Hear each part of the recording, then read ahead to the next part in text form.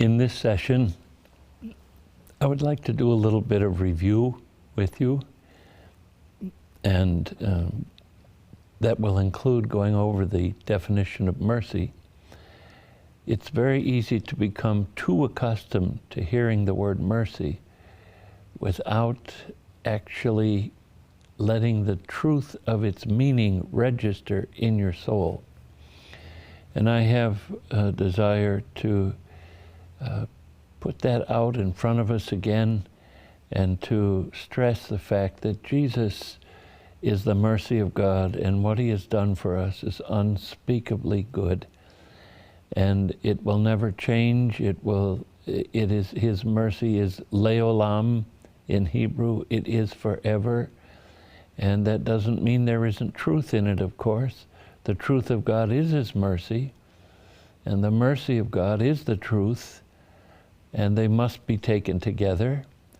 I've said it many times, I'll say it again. Truth without mercy kills, but mercy without truth corrupts. It has to be both. And I thought I would read to you one of my favorite hymns as we begin today. It's written by the same man that wrote Amazing Grace. And here's the way he combined mercy and truth, and I love these words. I hope I can read them with as much reverence as they have meant to me through the years.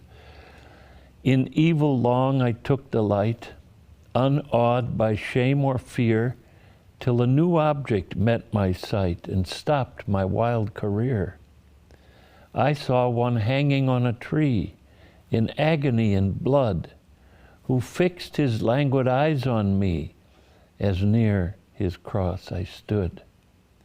Sure, never to my latest breath can I forget that look. It seemed to charge me with his death, though not a word he spoke. My conscience felt and owned my guilt, and plunged me in despair. I saw my sins his blood had spilt, and helped to nail him there. Alas, I knew not what I did, but now my tears are vain. Where shall my trembling soul be hid? For I, the Lord, have slain. A second look he gave, which said, I freely all forgive. This blood is for thy ransom paid. I die, that thou mayest live. Thus, while his death my sin displays in all its blackest hue, such is the mystery of grace, it seals my pardon too. With pleasing grief and mournful joy, my spirit now is filled, that I should such a life destroy, yet live by him I killed. There is the gospel beautifully portrayed in that hymn by John Newton. We have been discussing at length the prayer of mercy and applying it to the words of Jesus. And I will say again that the prayer of mercy is the secret or the means of keeping Jesus' words, of doing what he taught. But I must emphasize it takes time. It's not something that happens overnight. In some ways we like to hurry God up, but as the my old friend Leonard Ravenhill used to say, you can never hurry God up, but you can slow him down. And my intent here in sharing this little bit of review is to say, you need to be patient with God, for God is patient with you. These are lessons that have to be learned one by one, sometimes month by month, even year by year. But if you will be patient and let the Lord's Spirit work in you, he will affect the transformation in your life that you need. It will take time, your time, in the Word and waiting on the Lord with a quiet spirit, worshiping, loving, After all, that's the greatest of all commands, loving God with all your heart, soul, mind, and strength. It will take time.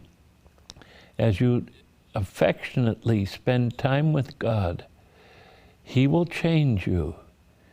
And others may notice it, you may not, but God is an excellent teacher, and as you spend time with Him, He'll help you and you will learn.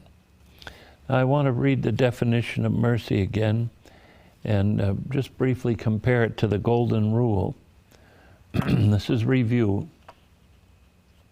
This was the definition which the Holy Spirit gave to the writer of the Mercy Studies in 1944. I've never seen anything that exceeds this to explain what mercy is. Mercy is God's supply system for every need everywhere. Mercy is that kindness, compassion, and tenderness which is a passion to suffer with or participate in another's ills or evils in order to relieve, heal, and restore.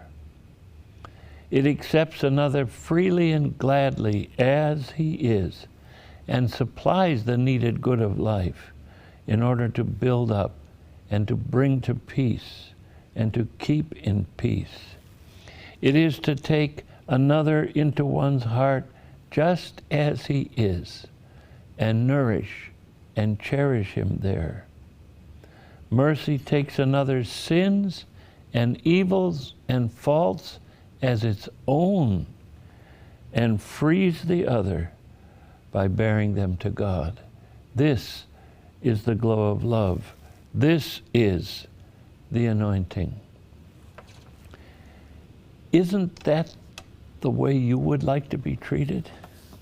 Isn't there something that in that just you would love to have people treat you like that?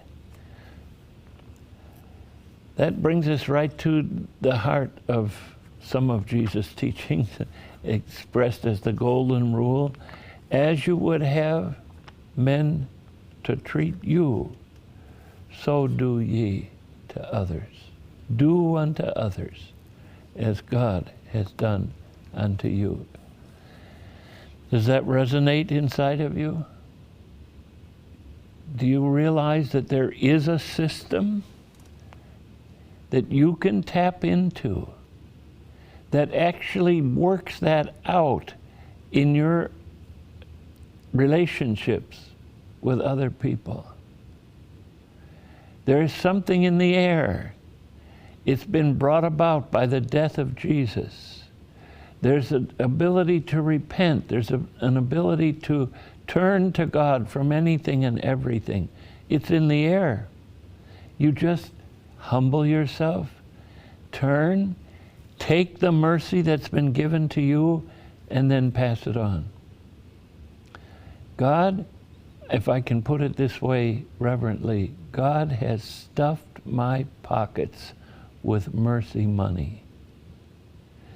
And He expects me to take it out of my pocket and pass it on, to do to others what He has done to me.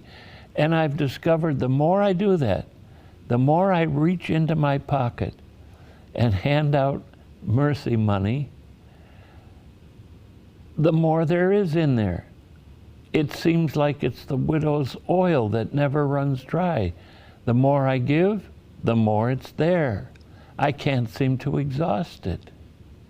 Or to put it in another way, which the Lord showed me many years ago, Doug, your heart is too constricted. It's too small.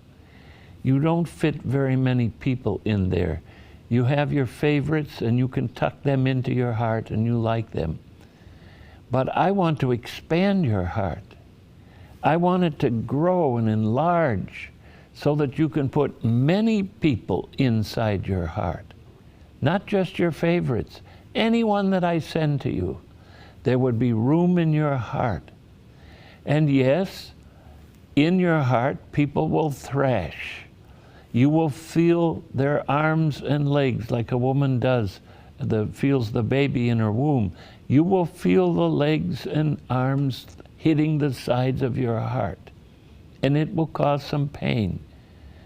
But as you let me enlarge your heart, there will be plenty of room for people to express themselves just as they are, and you won't wince and groan when they do that. You will find grace for them. You won't be upset when they do things you don't like. I can enlarge your heart so completely that people don't even touch the edge. I found that to be true. More and more, I find it to be true. I can take people into my heart just as they are and nourish them and cherish them there. That's what I like people to do for me. Am I saying something that goes into you? Do you see your need? Do you have any conviction about this? Do you realize that sometimes you can be stingy with your mercy? And God isn't that way. Oh, no, He's not that way. Come unto me, He said, all you that labor and are heavy laden, and I will give you rest. Take my yoke on me and learn from me, for I am meek and lowly in heart, and you will find rest to your souls. For my yoke is easy, and my burden is light. Oh, how I've treasured these times that God tests me and brings me into a greater understanding of His mercy. I want to read these paragraphs here, 2 paragraphs, and then we will move on a little bit further into this matter of how to not judge people is where I'm going then with it, which is something in Matthew chapter 7, part of the Sermon on the Mount, a very misunderstood passage. But before I go into that, can I suggest that you learn these things that I'm about to read to you? These are from 2 paragraphs from Mercy Study 25, chapter 25 on page 1. It's just a little summary, which is what I'm trying to do in this session. Mercy is whatever supplies need. There are many needs. Perhaps we should more directly qualify the word need. The need of all living creatures is life. Needs arise in the necessity to obtain the sustenance and satisfactions of life. Satisfactions of life, either good or bad, are pleasures, but pleasure is the fulfillment of desire. There are pleasures of sin for a season, and there is that which is good for true pleasure and satisfaction and happiness. The universal need is for that which is good for life. Mercy, loving kindness, is whatever fills such need or needs. The Bible reveals that God is love, the God who gives, saves, and maintains life. Mercy then is love in action, for love is, oh, how the enemy has sought to corrupt this sentence and the meaning of the word love. But listen to this. Love is, as God reveals it, desire to complete the happiness of others. For if we love God, then we desire His pleasure and His glory. If we love our neighbor or our brother, that means that we desire the fulfillment of their need and of their fullest happiness. Some of those things I've just had to memorize to get it into me so I don't lose track when I say the word mercy too many times. I want to keep in my mind, I'm concerned about what's happening to the other person, regardless of what happens to me. I want them to be fulfilled. I want them to enjoy the pleasures of God, not the pleasures of sin.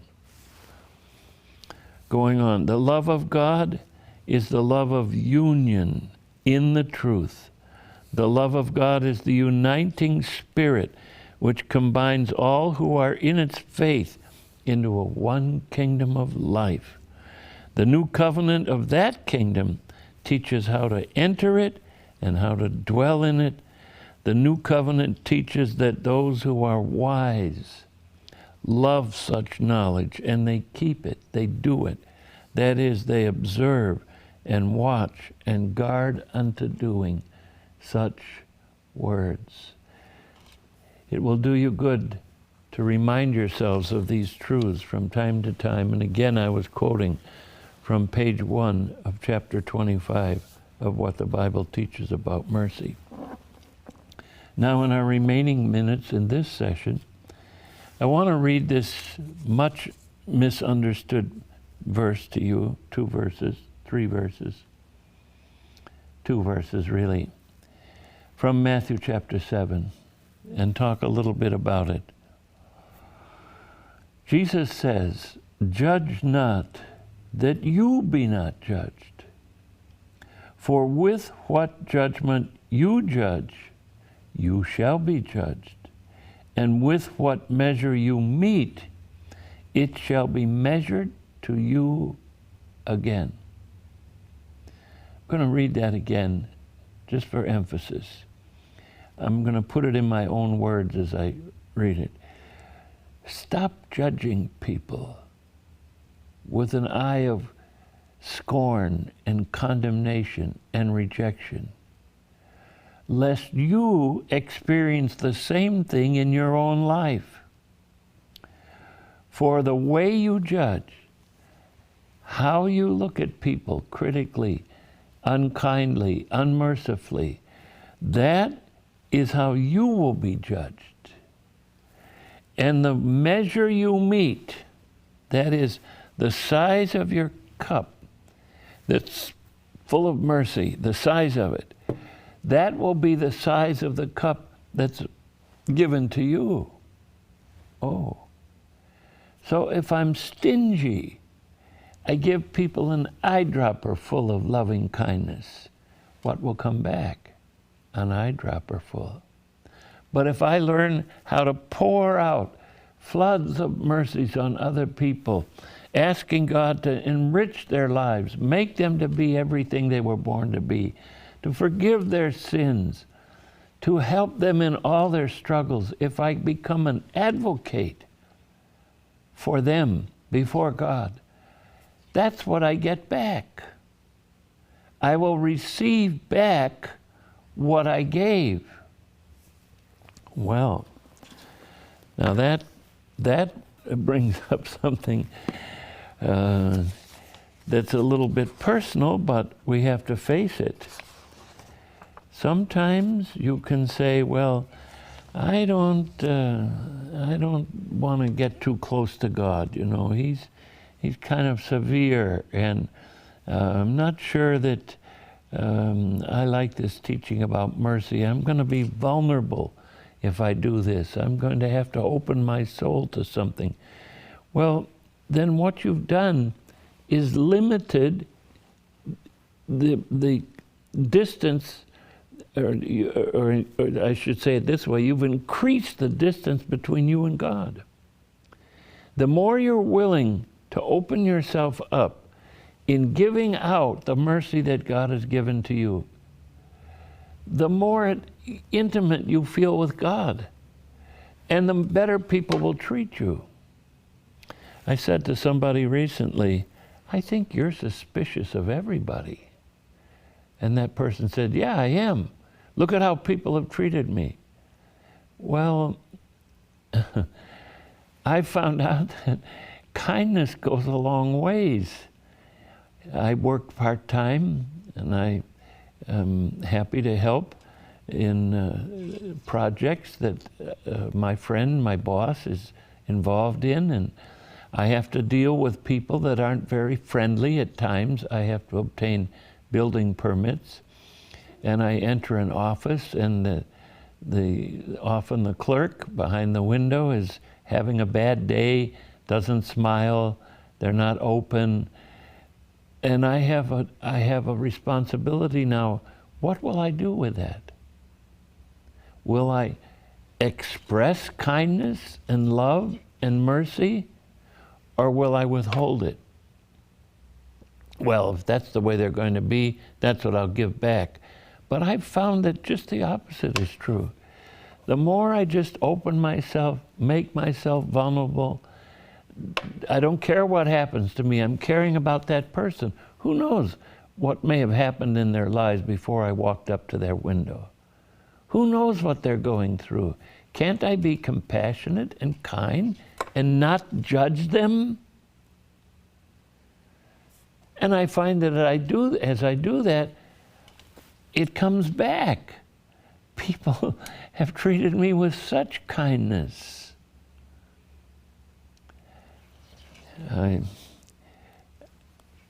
If you knew what I was like when I was younger, you would laugh, because I wasn't that way. But God has taught me to be that way. And just on the way here to record these messages, I just was at the counter at the airport and checking in, and the woman said to me, "You have such a nice smile." And I wasn't even thinking about it. But I realized God has turned my frowning face into a face of grace. He did it. He changed me from the inside so that I can give the mercy that's been given to me to anybody, no matter what they're like. Oh, some don't like me. Woe to you when all men speak well of you, Jesus said. But so what? That doesn't stop me from being kind. Have you ever really come to grips with what Jesus said through Paul? I'll say it that way at the end of Ephesians 4. Be ye kind one to another, tender-hearted, forgiving one another, even as God, for Christ's sake, hath forgiven you. Have you come to grips with that? Let me read the comment that Rex Andrews made on this subject of judging, just briefly. Jesus commands us to judge righteous judgment in another place. He says, don't judge according to appearance, but judge righteous judgment. He warns against the judgment which arises from fault-finding and condemning. The warning is this: you will be judged with your own judgment, and you will be measured with your own measure. The measure you use for others is the very same measure which will be used with you. This is so serious a matter that it would seem as though all Christians would be overwhelmingly concerned with these words. But quite the contrary seems to be the fact. These words are quickly and easily forgotten by many. The reason is that the human heart is a judgment seat, and before which everyone passes who you see or think of. All day long you are sitting as a judge in the court of your unseen heart, that is unseen to men, judging others ceaselessly all day, day by day and sometimes by night. You're judging, measuring everyone and everything. You do not always need full and sufficient evidence because you love yourself. And in that self-love you think you know. And you judge by whims and feelings and fancies, by what you like and by what you do not like. You are the center. Your judgment is according to what people do or do not do in your favor and for your glory and for your satisfaction. You judge by appearance. And that's how they judged Jesus and drove him to death, the guiltless one. Why? Because they did not know one little thing, which is the true knowledge of God. What was that? Mercy. I will mercy. But now look at the other side of it. If you judge according to mercy, you will find that mercy increasing. As to your measure, if you use on others the measure of mercy which God has used on you, then that mercy is what will be measured to you, and increasingly so. That's what I'm testifying. Look at the other side again. You will be judged with your own judgment, and you'll be measured with your own measure. You will find that mercy is the only kind of judgment that you will want to bear or be able to bear. I close with a suggestion. I've done this, and I find it's quite a challenge. We often speak of fasting, and there are books out about the value of fasting, and usually it's meant fasting from food.